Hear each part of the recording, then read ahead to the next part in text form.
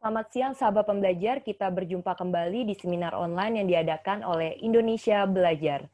Indonesia Belajar adalah sebuah media untuk belajar yang berisi tentang motivasi, inspirasi, dan juga pengetahuan yang disampaikan oleh para narasumber terbaik. Hadir dalam platform mobile aplikasi yang dapat Anda download di Google Play Store dan juga di App Store. Dapat juga klik di website kami indonesiabelajar.id.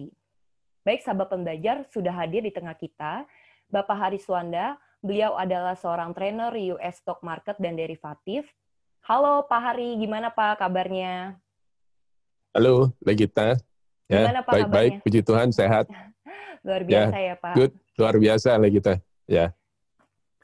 Baik, sahabat pembelajar, tema seminar online kita pada siang hari ini adalah tentang skala prioritas, ciri khas trader atau investor sukses. Bagi sahabat pembelajar yang ingin bertanya, bisa langsung chat di room ini. Nanti pada saat sesi pertanyaan, saya akan bacakan pertanyaannya, atau sahabat pembelajar bisa langsung membuka mic-nya dan kameranya. Baik, bisa kita langsung mulai aja. Silakan Pak. Sip. Oke, thank you Legita. Bapak Ibu semua, apa kabar? Ya, senang sekali berjumpa dengan Bapak Ibu kembali. Ya, nah,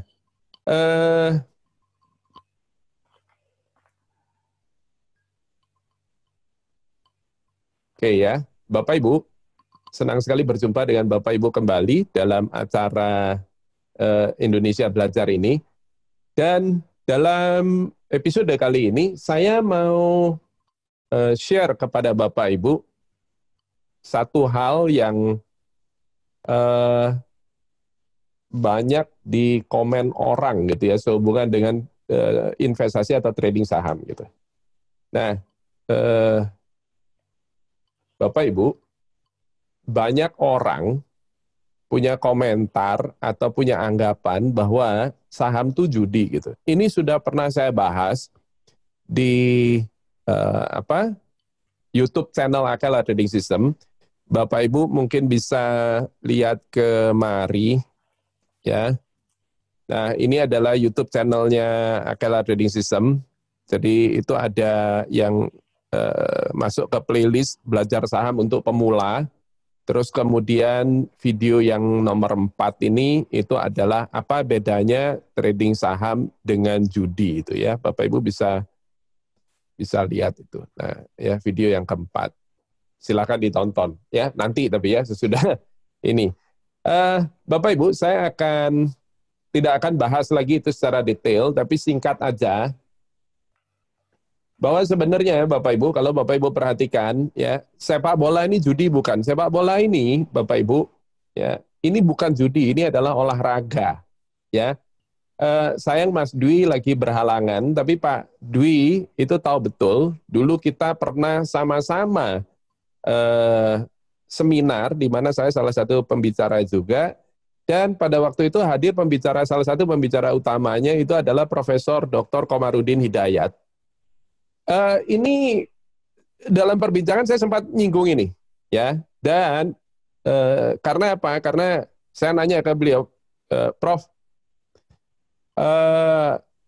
trading saham itu kalau menurut pandangan kaum muslim itu haram hukumnya apa tidak? Karena banyak yang menganggap itu judi. Nah, kemudian beliau itu ngasih saya pencerahan bagus sekali. Beliau bilang sama saya adalah gini Mas, kata dia bilang. Ya, segala sesuatu yang ada di dalam hidup kita itu kalau mau dibikin judi itu bisa. Nah, contohnya adalah apa? Contohnya adalah ini, sepak bola ini judi bukan? Bukan, sepak bola ini adalah olahraga. Tapi oleh oknum itu dijadikan judi. Jadi oleh pelaku, ya, oleh manusianya ini dijadikan ajang judi. Bisa. Jadi segala sesuatu yang ada di dunia dalam kehidupan kita sehari-hari itu kalau mau dipakai jadi judi bisa. Orang hamil aja itu kalau mau dipakai judi bisa. Ya, ntar lahirnya taruhan yuk, lahirnya cowok apa cewek gitu. Nah, itu kan udah judi sebenarnya. Gitu. Nah, karena itu terus kemudian saya merenung apa sih bedanya antara orang yang trading saham, judi, sama orang yang bukan judi, yang dia benar-benar trading saham gitu. Bisnis. saya mencapai satu kesimpulan bahwa sederhana sekali, ada ciri khasnya. Orang yang trading saham beneran dan bukan judi, itu adalah dia punya ini loh, trading plan. Ya, trading plan itu selalu saya bilang bahwa ada 5 komponennya, yaitu adalah nomor 1, beli saham apa, beli di harga berapa, stop loss atau risikonya berapa, target profitnya berapa, belinya berapa banyak. Ini yang ya kalau saya lihat ada banyak teman-teman dari Akela juga yang hadir di acara ini. Teman-teman di Akela ini sudah tahu ya yang dimaksudkan dengan ini adalah apa.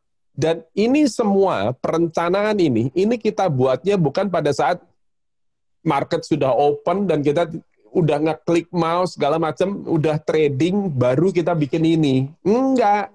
Kita bikin ininya kapan? Pada saat sekarang, marketnya masih bukanya ntar malam, tapi jauh-jauh sebelumnya kita udah bikin plan-nya. Kita udah tentuin. Pada saat kita ngeklik, itu udah nggak kerjaan, 80% kerjaannya itu udah jadi sebelumnya. Ya, kita udah selesaikan sebelumnya. Nah, ini sejalan dengan prinsip yang seringkali orang tua kita tuh bilang, ya ini adalah siapkan payung sebelum hujan. Jadi sebelum hujan, itu nyiapin payungnya itu sebelum hujan. Bukan hujannya sudah deras banget, baru bingung cari ada payung nggak. Itu mah udah telat banget.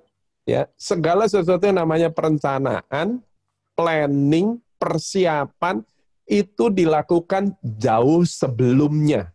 Sebelum dibutuhkan. Ya, karena kalau sudah dibutuhkan, maka sudah tidak ada waktu lagi untuk bikin persiapan. Nah, ini ya saya ingat sekali ada satu buku saya favorit banget zaman dulu sekali, bahkan zaman sebelum saya trading saham. Ya, itu buku itu adalah ini. Ya, 7 Habits of Highly Effective People.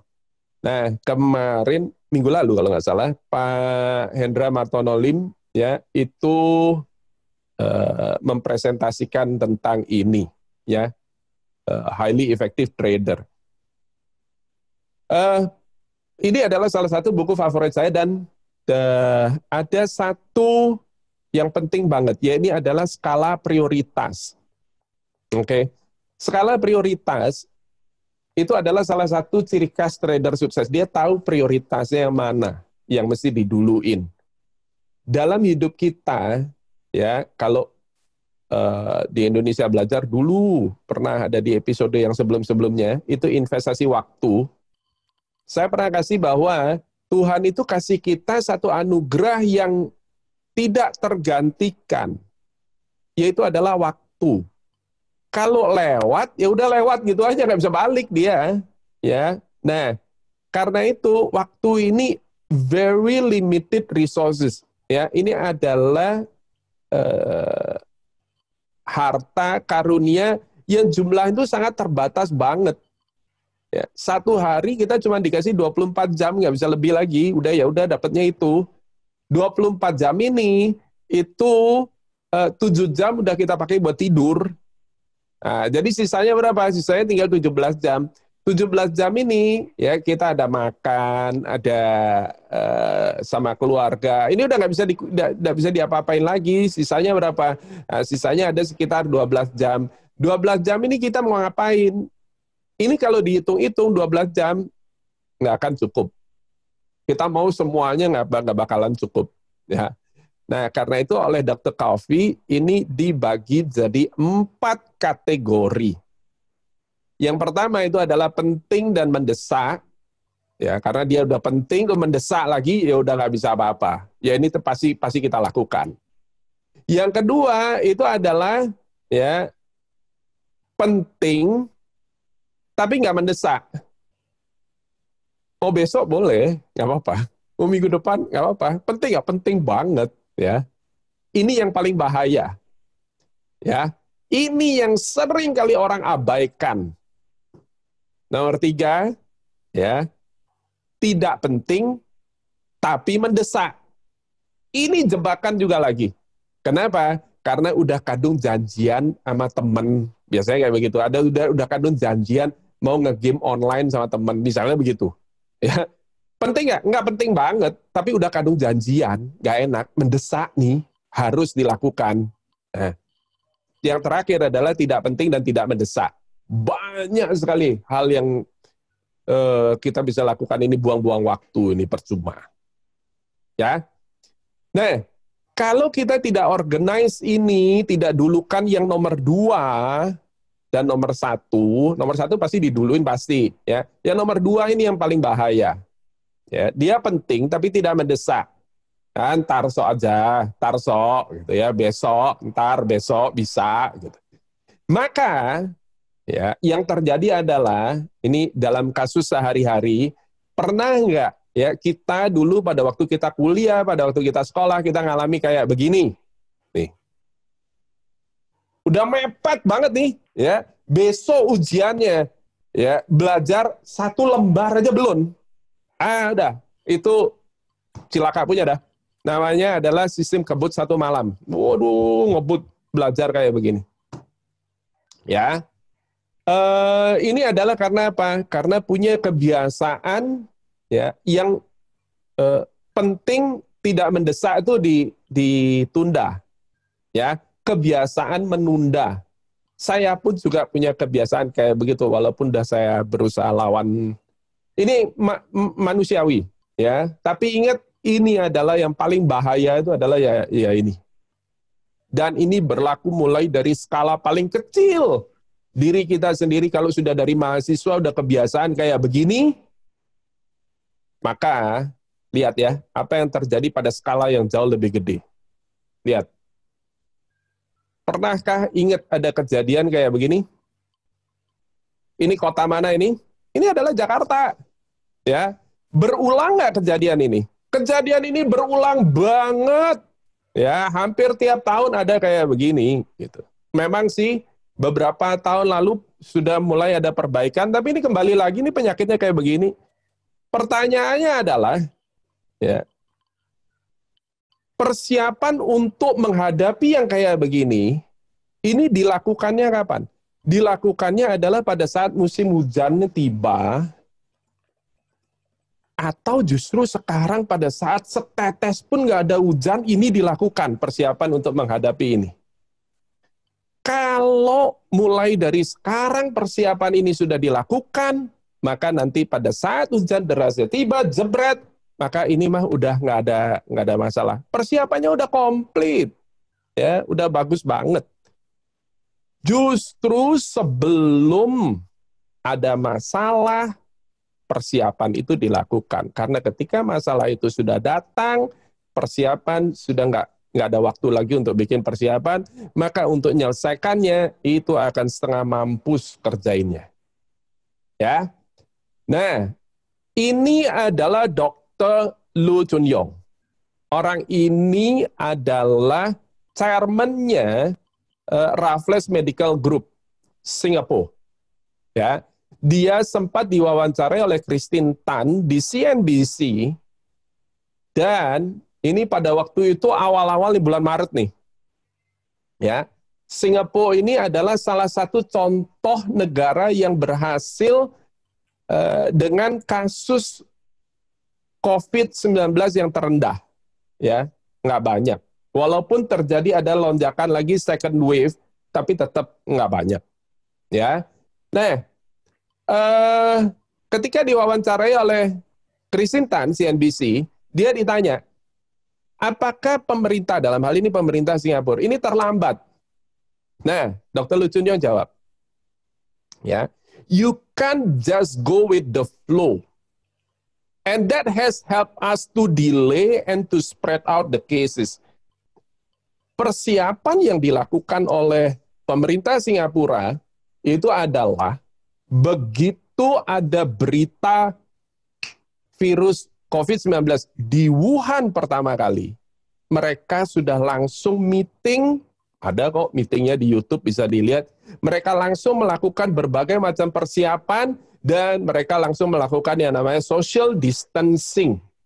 Dan kita bicara adalah masyarakat Singapura yang relatif tidak terlalu banyak dibandingkan dengan Indonesia, dan mereka masyarakatnya rata-rata ini memiliki tingkat edukasi yang cukup baik sehingga mereka paham.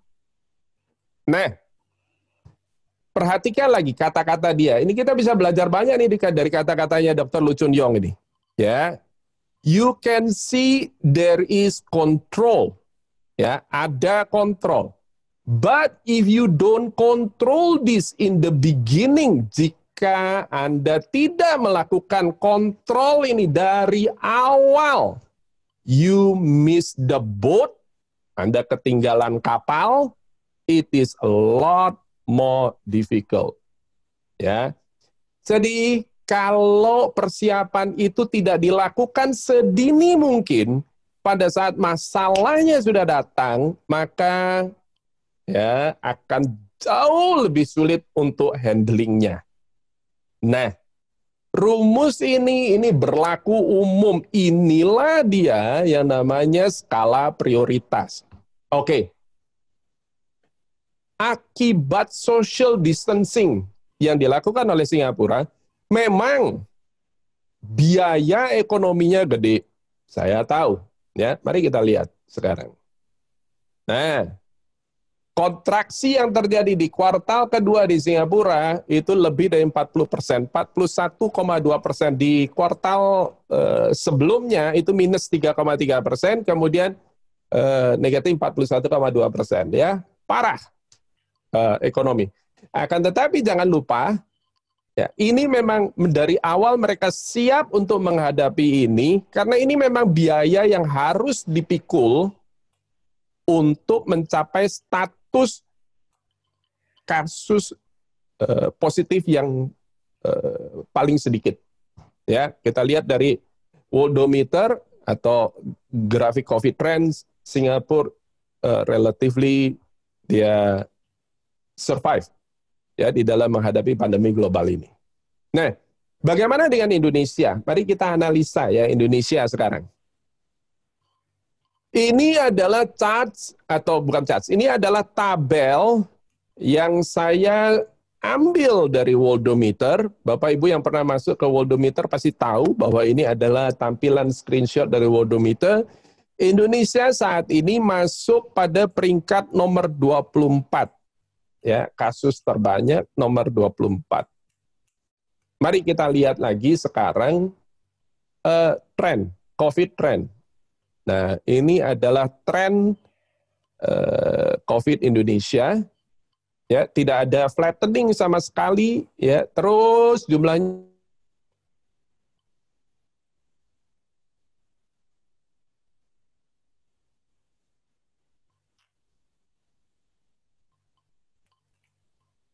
Halo, Pak Hari.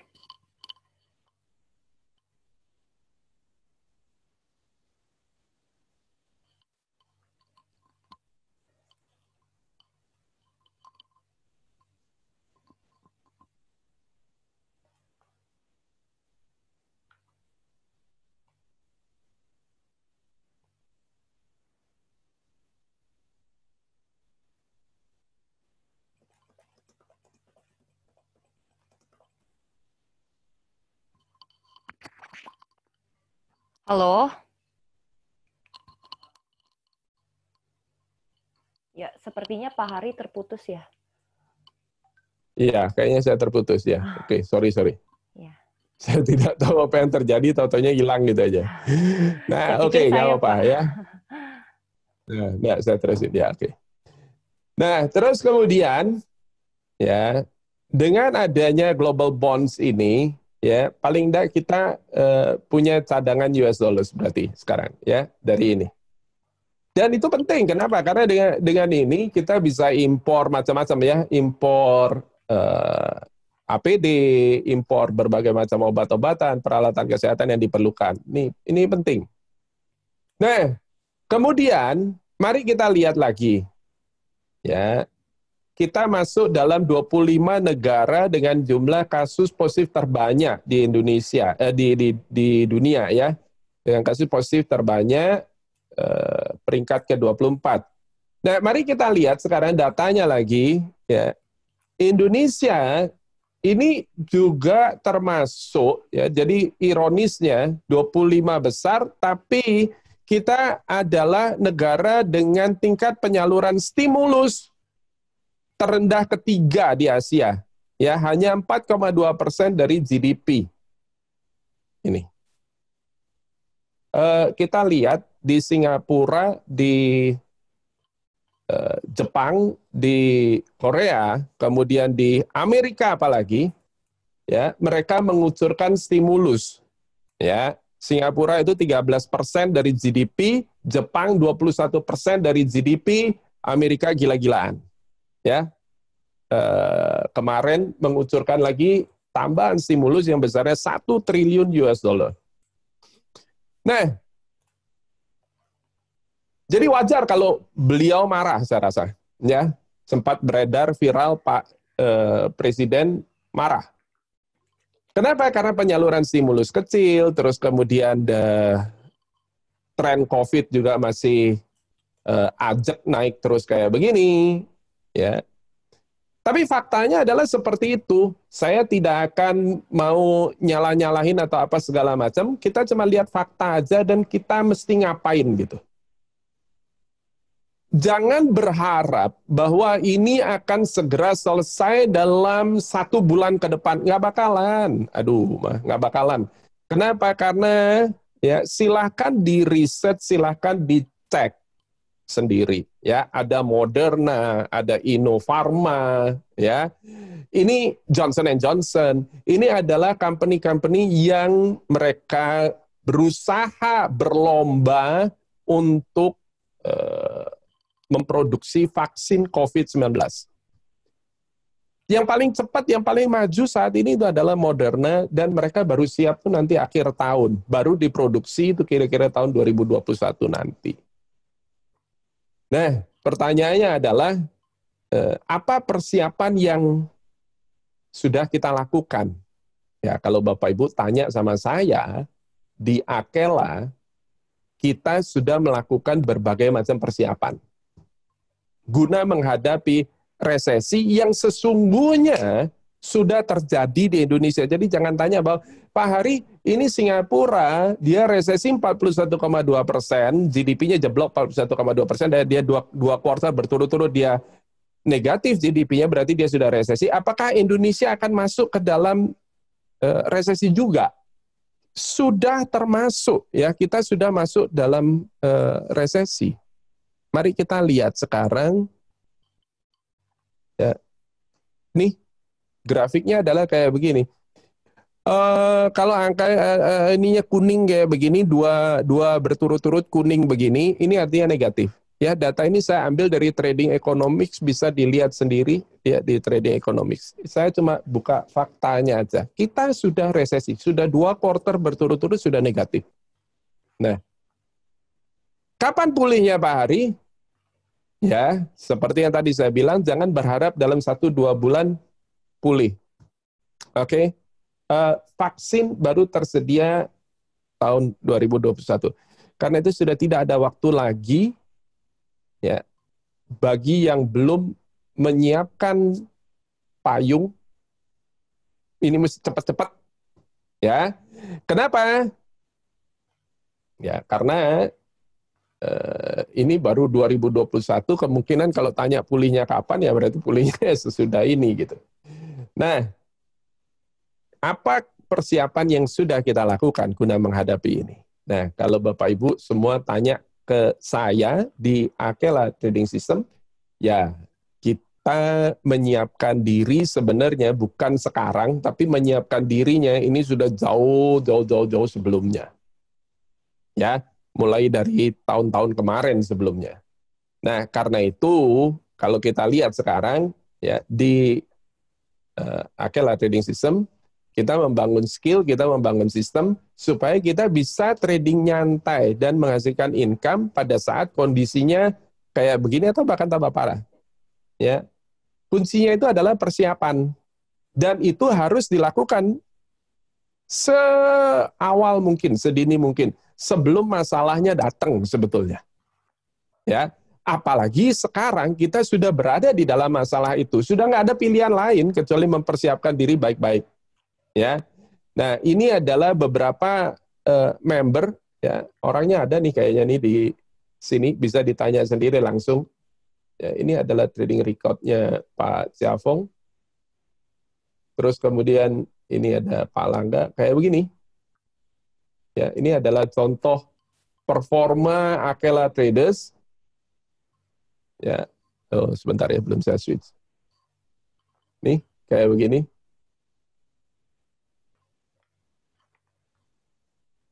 Nah, ini adalah berbagai persiapan yang kita sudah lakukan selama ini sehingga bisa jadi kayak begini gitu.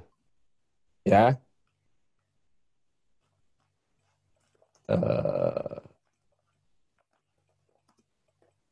Kemudian Bu Tina, ya, profit 31%, dari new profit 310%, ya. Nah, ini Pak Petrus, dan masih banyak lagi kayak begini. Ya, ini adalah persiapan yang kita lakukan di Akela. Ya, komunitas kita bertumbuh, puji Tuhan sekarang, ya, dan kita work from home.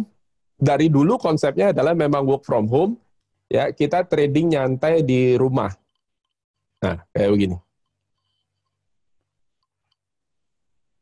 Pertanyaan saya selanjutnya itu adalah, ya, ini adalah persiapan-persiapan yang kita sudah lakukan. Ada banyak sekali peserta yang berhasil bisa seperti ini, bisa ditanya langsung.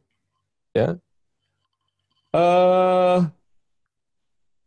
sebelum saya kembali ke Legita, Iya, Pak. ya, dan teman-teman semua, ya, nih ya, mulai dari berapa nih? 3.000 US dollar, kemudian naik jadi 100.000 US dollar. Kapan? 3 Juli 2020, pada saat pandemi global melanda kita. Ya, pada saat kita menghadapi resesi. Jadi kayak begini. Kenapa begitu? Karena lagi-lagi kuncinya persiapan yang sudah dilakukan jauh hari sebelumnya. Nah, ini adalah berbagai persiapan yang kita lakukan di Akela. Bagaimana persiapan Bapak Ibu semua?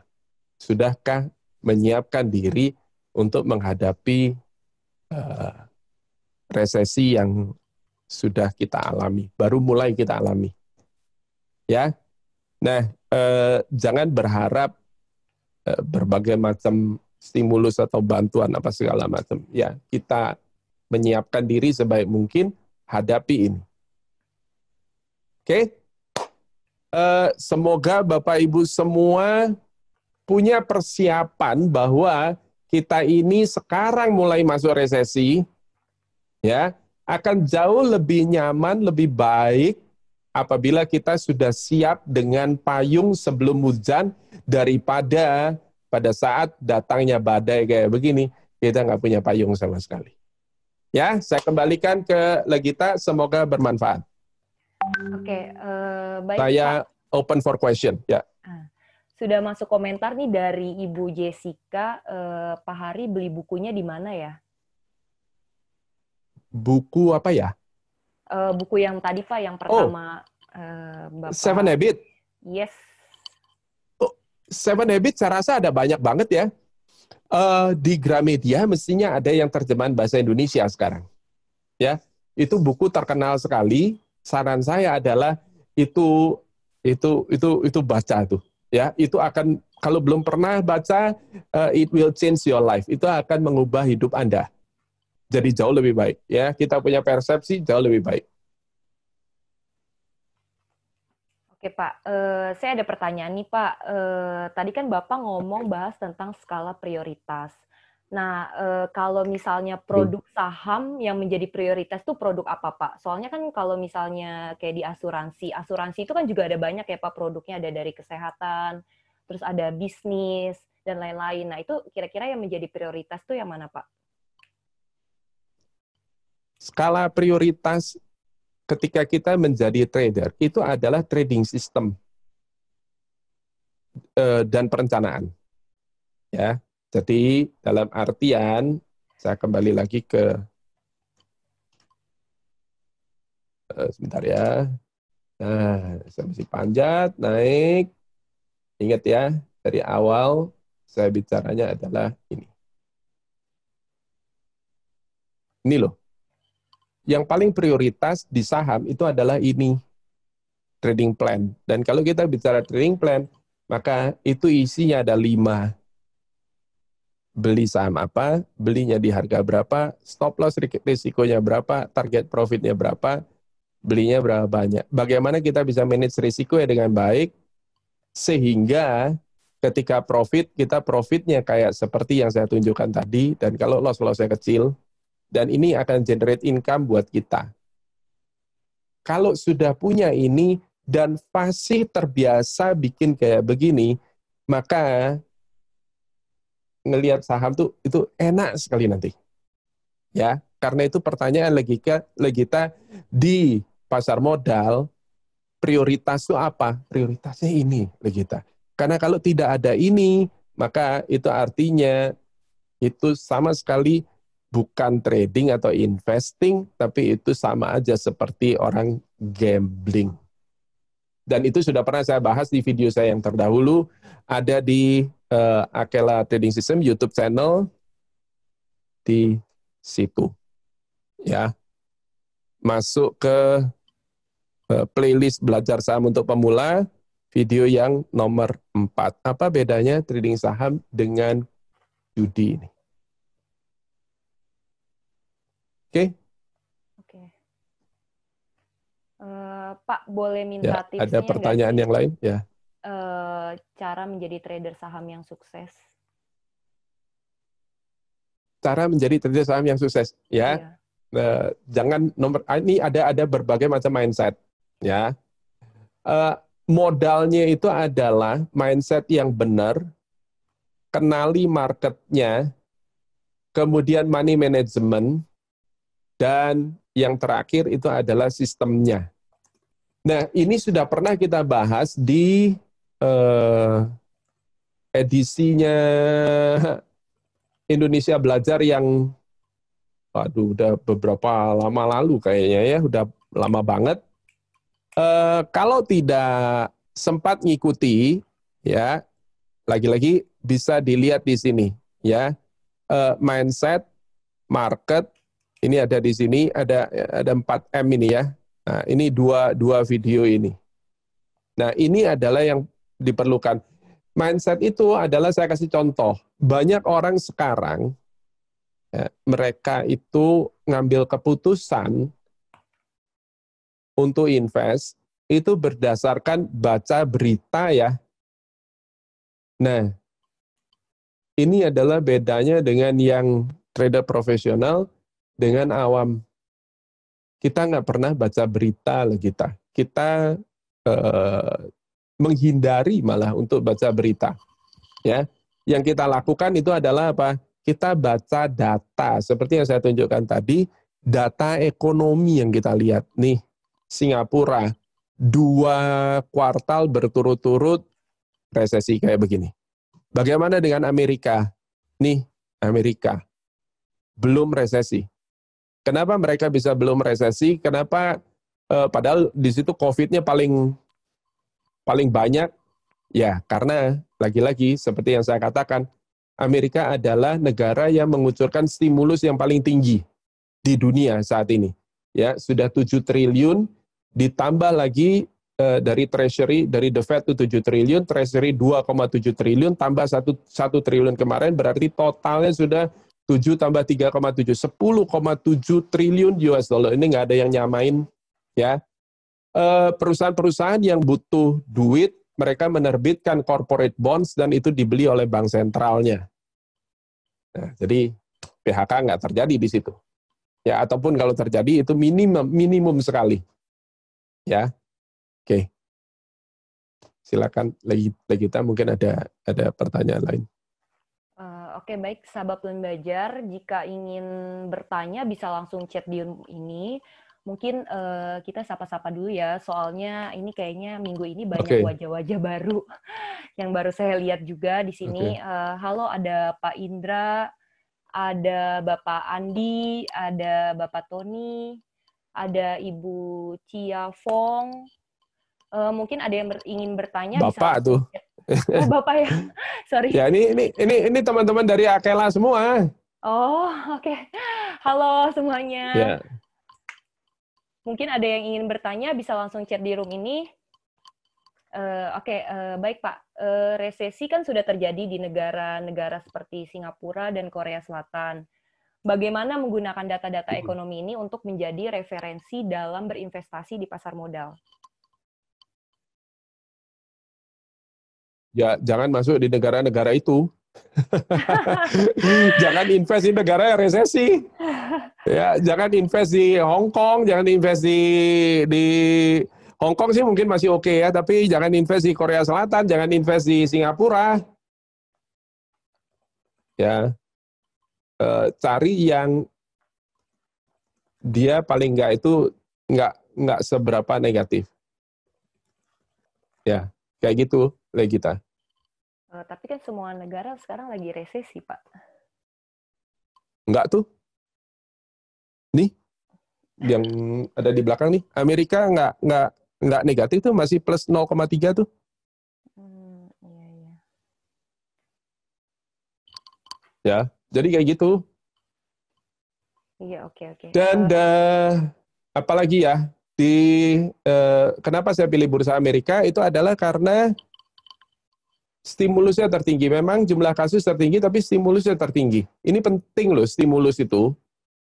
Ya, walaupun di rumah aja, tapi kita di rumah aja, tapi kalau dikasih duit, itu paling enggak tuh di rumah ajanya itu jauh bisa lebih tenang gitu. Duit itu penting lah kita. Iya, Pak. Penting nggak? Penting banget. Penting, ya, penting ya. Ya, jadi paling enggak guna menyelamatkan kalau memang concernnya mau ekonomi ya, gini makanya ada dua hal sekarang. Ada dua hal penting. Nomor satu adalah urusan kesehatan, nomor dua adalah urusan ekonomi kan gitu kan. Masalahnya kan dua.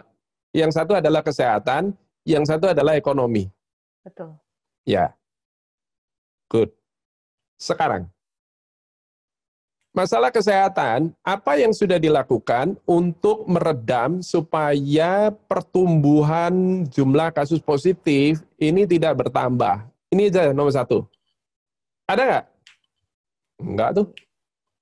New normal yang disebut new normal, kita lihat di sini, itu bukan new normal, tapi balik lagi seperti zaman sebelum COVID. ada COVID.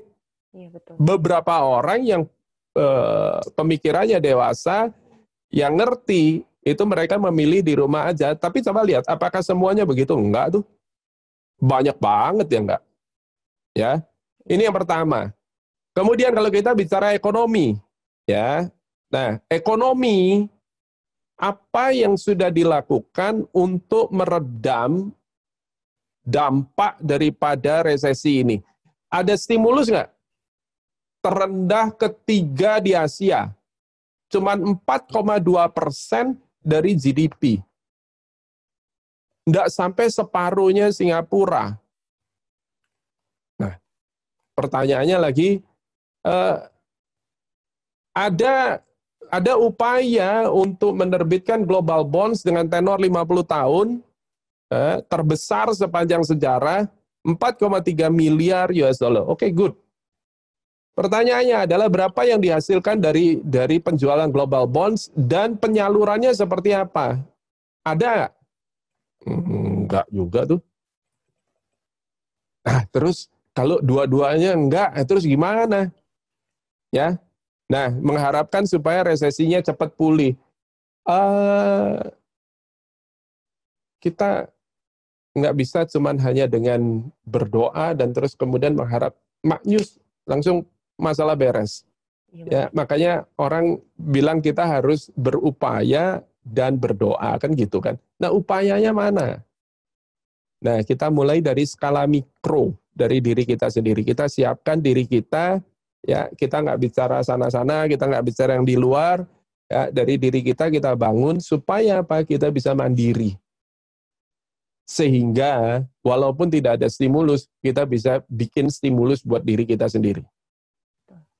kita bukan orang Amerika, tidak dapat stimulus yang Amerika, tapi kita bisa bikin supaya ya kita kecipratan dapat stimulusnya Amerika. Caranya gimana? Ya, trading di bursa saham Amerika, ya, dapat efek sampingnya ke kita. Nggak apa-apa. Paling tidak kita survive lewat ini. Dan untuk itu butuh persiapan. Kita mesti ngerti trading itu kayak apa, invest itu kayak apa. Kita mesti ngerti bursanya kayak apa. Kita mesti ngerti strateginya seperti apa. Lama nggak belajar itu? Lama. Ya. Tapi bisa dikebut nggak? Ya bisa, ya berusaha. Ya kalau nggak berusaha itu mau gimana? Ya kan ini kan. Ya, memang skala prioritas ini adalah kalau kita bicara ini nggak enak ngomong ya. Memang begitu. Ya kedengarannya kurang nyaman didengar. Ya, tapi baca bukunya. Skala prioritas ada 4.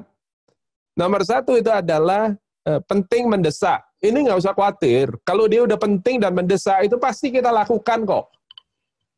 Yang cilaka adalah nomor 2. Ya, dia penting tapi tidak mendesak, belum mendesak. Ini biasanya ya manusiawi sekali kalau kita apa yang kita lakukan adalah ya udah tarso aja.